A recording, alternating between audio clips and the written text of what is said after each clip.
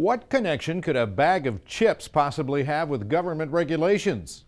You'd be surprised. John Spiropoulos reports. What does a bag of chips have to do with fuel economy? NADA Chairman Ed Tonkin had the Detroit Automotive Press wondering the same thing. About a year ago, Frito-Lay started packaging Sun Chips in this bag, which is the world's most environmentally friendly chip bag. This was a very bold move from a billion-dollar company, but there was a problem. It's the loudest bag in the world.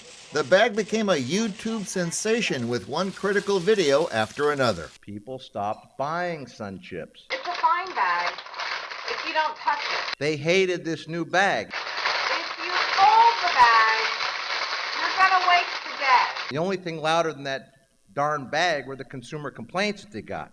Disclaimer: if you become deaf because of this, I'm truly sorry, but I warned you. People even used decibel meters to check the noise level. I saw at least 95 decibels on this thing.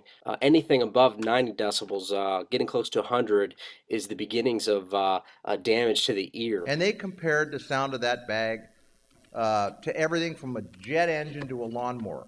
As a pilot, the inside of the cockpit of my jet isn't even this loud. The brand damage spread from YouTube to network news and morning talk shows. Sounds like a hailstorm. What? This mistake cost this company millions. Sales are down 11% because... Well, what's the lesson here? The lesson is that it's very good to be environmentally conscious, but don't get ahead of the consumer. Make sure you know what the consumer really wants before you make these big changes to your product. With vehicles, consumers like the idea of greater fuel economy, but few are willing to pay the high price premium of a hybrid or purchase a smaller vehicle that doesn't suit their needs. The risk is, if these fuel economy regulations are overly aggressive, it'll price Americans out of the market. The consumer revolt against Sun Chips is small potatoes compared to what it would cost dealers stuck with thousands of vehicles consumers won't buy. Consumers today aren't buying cars based on fuel economy. We may wish it were different, but that doesn't change anything.